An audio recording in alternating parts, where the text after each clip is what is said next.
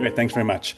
Um, this study comes from one of my students who has worked with me to develop the conference paper, and we looked at the relationship between student debt and academic performance at the University of Cape Town in South Africa. In terms of the outline of this presentation, I'm going to give you a bit of background, the motivation, the objective and research questions. I'm then going to delve into the theoretical framework, a bit of literature I'll cover, looking at the methodology, the results, and then conclusion. We'll end off with some discussion about future research and the limitations of this particular study. So in terms of the background, student debt is a significant concern globally.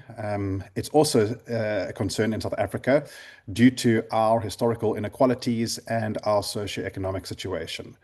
In South Africa, higher education access has improved substantially, but there are high attrition rates and there are still performance gaps in the country.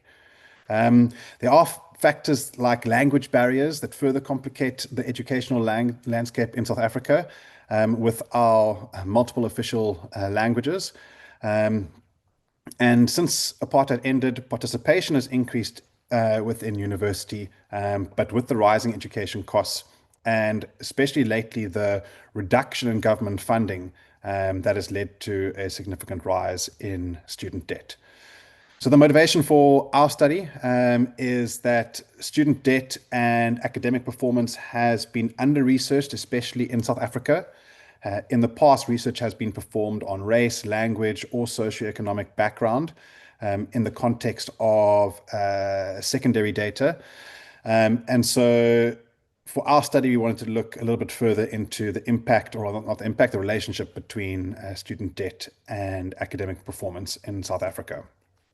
So our objective is to investigate, and the research question is, what is the relationship between student debt and academic performance among students at the University of Cape Town in South Africa? In terms of our theoretical framework, we used Aston's IEO model, input, environment, and output model. Student outcomes are a function of the inputs. That's what they bring into the university when they enter into tertiary education.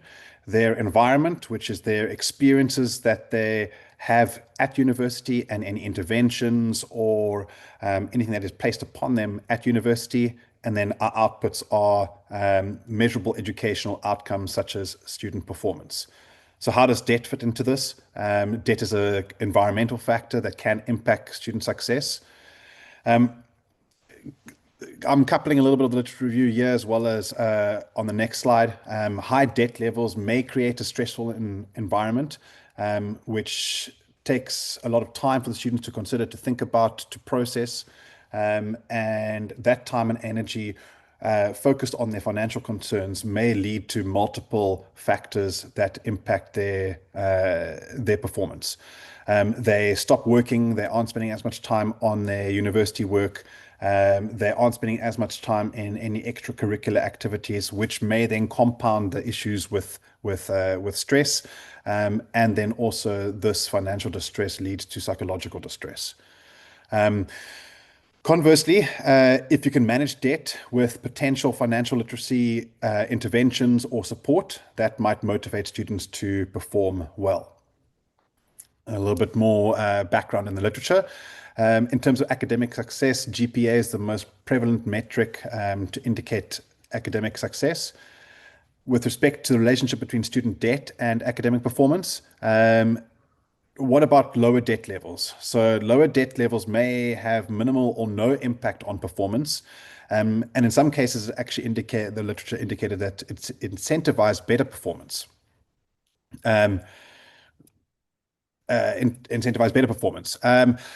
Also, if students don't have to think so much about finances, it potentially allows for greater cognitive resource allocation towards their studies.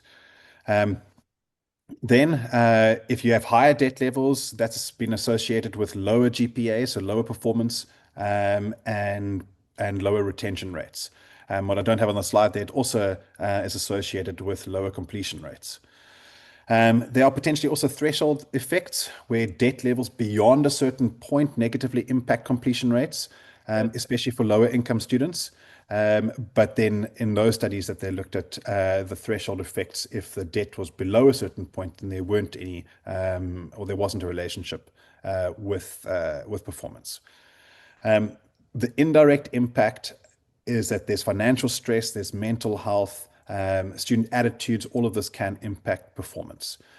Within South Africa, the research is largely focused on NSFAS, that's the National Student Financial Aid Scheme. Some research shows a weak but statistically significant positive correlation between NSFAS funding and academic performance. So more funding results in improved performance. But that research at the moment is in its infancy. Other factors that affect academic success, prior academic performance, that's the strongest predictor, especially grade 12 results coming into university. So that's their final high school, in South Africa, their final high school marks before they enter university. With respect to age and gender, there's inconclusive evidence, mixed findings across multiple research studies. Socially or socioeconomic background, normally in the studies, affluent students are generally better prepared and therefore perform better. In terms of race, historically disadvantaged racial groups, for example, Black students in South Africa, they tend to perform worse due to their socioeconomic inequalities. The preparedness coming into university, although that's not necessarily linked to race, it's more linked to school quintile. And then with respect to language, we have multiple official languages here in South Africa, and non-native English speakers in South Africa face challenges at universities, which predominantly teach in English. So what is the methodology that we used in our study? We looked at all of the students registered at UCT from 2021 to 2023. That resulted in 13,580 students. We checked the sample. It was representative across race, gender, language, grade 12 performance, and school quintile. The variables that we looked at is student debt and academic performance. Student debt was measured by the student debt balances, which we obtained from the university's finance department. We disaggregated that into 60,000 Rand intervals. For performance, we used GPA, which came from the literature, and we got that from our IPD, our institutional planning department. We used a cross-sectional correlational-based design, and we analyzed the results or analyzed the data using a Pearson's two-tailed correlation test. So what do the results look like?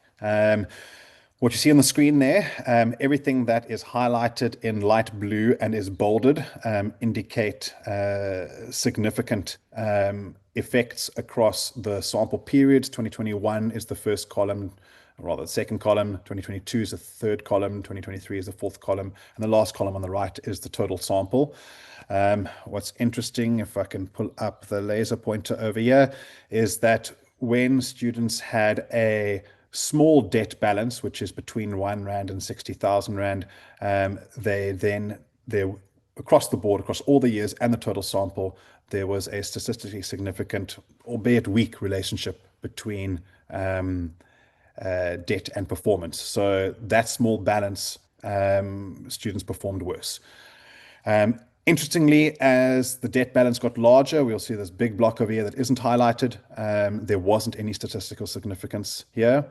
But then for overpayments, so for example, if students had both a bursa and were on financial aid, and there was a negative balance over here, in some cases there were strangely significant relationships, which we didn't think was going to be prevalent.